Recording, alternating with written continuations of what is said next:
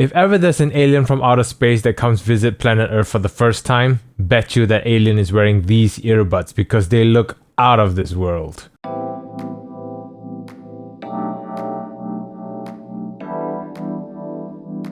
Hello and thank you for clicking on this video. I'll be sharing my experience using a true wireless stereo, aka TWS, and for today's video I'll be talking about the Sirius Pro earbuds from Gravastar. Before we begin, I'd like to thank Gravastar for sending this unit in exchange for my honest feedback, and as always they will have no influence over my feedback and all thoughts and opinions are my own. If you've been enjoying my content and would like to support the channel, please hit that like and subscribe button and do consider checking out my Patreon page. With that all out of the way, let's talk about accessories, but first, I have to say, it's been a while I've had such an amazing unboxing experience. As you already saw throughout my introduction, it comes with this big case with a transparent screen, so you have a preview of the device itself. The outer case has this gunmetal-like color scheme going around, which makes you want to keep this case rather than just throwing it out. Once you open the case, you see the earbuds themselves with padded foam, so every time you keep your earbuds in this outer case, you feel safe. And it also comes with a box which contains the accessories, which has 3 interchangeable ear tips, a USB-C charging cable which is laughably short, and a chain so you can hook it around the earbud case and you can wear it on your neck if you desire. The design of these earbuds themselves will divide you. You either love their futuristic look or you don't, and there are plenty of color options available which you can check out on their website, which I'll leave links in the description down below. But for me personally, I think they look wickedly cool. That gunmetal color with that turquoise color contrasting with each other while still matching the color scheme of the outer case, and it's carried across the earbuds themselves. The earbud case is heavy, weighty, and it feels really solid. There's an engraving on the button on the side. Click on that button and there's this latch that holds the earbuds into place that'll open up. It just looks sick. I've put this on my desk and I've had many people asking what these are because they just catch your attention and it creates a conversation. Simply gorgeous. I'm absolutely in love with the design theme of these earbuds. Also, there's this extrusions here because this case can also be used as a bottle opener, because why stop at beauty when you can make it function? The fun factor simply doesn't stop. As for earbuds themselves, I mentioned earlier that it carries the same design theme as the rest of the case. It's rounded, it has the logo at the faceplate with a small light indicator. It's simple, small, and it looks good.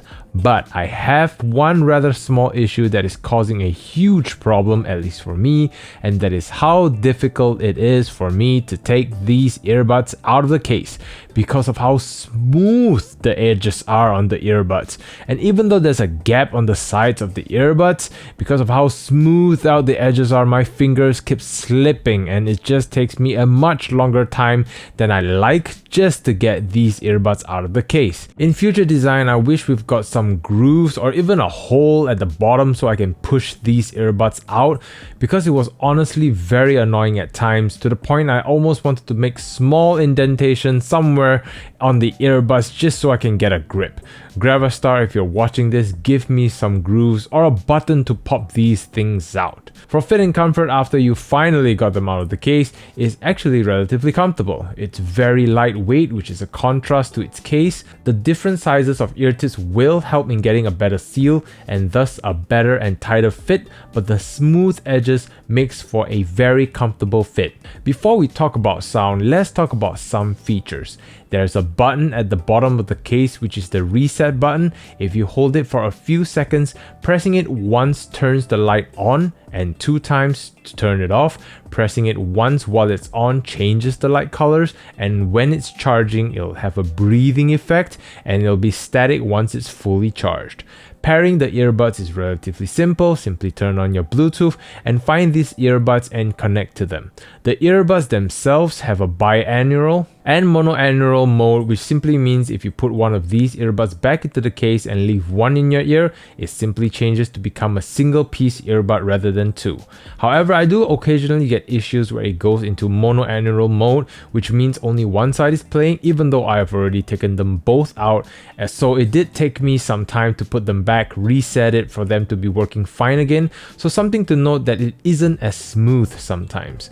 In terms of features of the earbuds themselves, it's relatively standard with all other TWS devices where you tap once for music play and pause, or even accepting and ending calls, double tap to reject calls. However, when you're playing music, double tapping the right earbud puts on the next track, while double tapping the left earbud puts on the previous track.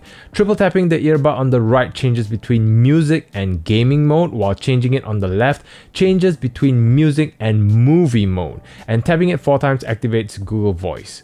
However, there is one small issue, and this is relating to the design itself. Because of how smooth these things are, whenever I'm trying to fit this into my ear, I tend to accidentally press the earbuds a few times, so I'm constantly getting music pauses in place until I get the right fit. So it goes back to the design where I wish I can push the earbuds in with a groove or something so I don't always accidentally toggle the touch controls. Other additional features to note, these earbuds have an IPX5 rating, which essentially means you can sweat on these, but if you drop them in the pool, they're a goner. It has a battery life of about 4 hours standalone, and with the case acting as a battery pack, you can charge it another 3 more times, which gives you a total of about 16 hours of playtime, which is average at best, and it's probably enough for commuting. But if you're using this constantly, then you have to put a stop to your sessions to charge it, and I wish it had more battery life, to be honest. Hopefully in the next revision of this series we will get that. Now the most important part of this experience, the sound. Fortunately, there's actually sound differences between the modes, so it's not just a gimmick, but whether or not the choices made will fit your sound preference, that's another story. Let's dive deeper into that, and I'm going to talk about the sound in different modes as a whole. Music mode. For music mode, it is essentially a typical V-shaped tuning with elevated bass and treble. There's sufficient punch and slam, and there's some meat to the bass note with quite deep rumbles to keep your track engaging, but while the slam is audibly hard, it's not as impactful, but as mentioned before, it is sufficient to be engaging to say the least. However, one thing I do have to note, as I got higher towards my maximum volume, I got distortion in the sound, which means it's pushing the drivers over what it can actually do. I don't hear the distortions at lower levels or at other modes, so depending on how much or loud you like your bass, this may be a problem for this mode. The overall presentation is on the forward side, where the vocals is given the highlight with the background music staying where they are in the background. The bass does have a little bit of bleed into the mid-range, vocals have a little bit of thickness to their note weight, which can be good but it's not as clean, so something to note if you prefer cleaner mid-range. Treble is elevated as well given the V-shaped tuning character and to also help cut through all that bass.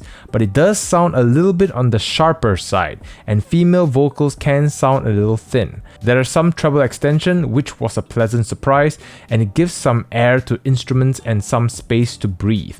And trumpets for me sounded clear and its attack is sharp, but due to how the treble was tuned, it sounded a little bit unnaturally thin. I'd have to put a caution to treble sensitive people on this mode because I feel that the amount of treble at the music mode will hurt some people, depending on how sensitive you are. However, it does help in pushing through some of the details. Those cymbal strikes, claps are audible within the track and the imaging is decent. On busier tracks, it can still sound a little messy due to the forward presentation and the elevation of sound from both ends, but overall I'd say it actually doesn't sound too bad. Gaming mode. When you switch to gaming mode, essentially they've pushed the sound away from you, but it may come at a cost of tonality. There's a sense of hollowness to the notes, whether it's vocals or bass. Bass doesn't have that same thickness as it had on the music mode, and vocals lose that note weight. There's still that rumble which gives the bass note some texture, but still doesn't help with the overall impact. The treble elevation remains, but it loses that sharpness as well. So as an overall, I can understand how this may be beneficial for gaming. However, having that wider sense of soundstage and with that treble, it may help in positioning of sounds. However, the separation still isn't the best, which I feel would be essential for gaming. It's definitely not my favorite setting since I'm losing a lot of its sound character from the music mode. Movie mode. For movie mode compared to the music mode, vocals are now pushed back a little, so it's within the same plane as the background music, which is understandable considering for movie, you want the background to be in focus as well. However, the overall attack of notes have been smoothed out. Bass still has some slam, but it's losing a little bit of that impact, that thump, but there's still some rumble from the sub bass, and as an overall, there's still sufficient bass to keep your tracks engaging, but it's not as engaging or impactful as music mode.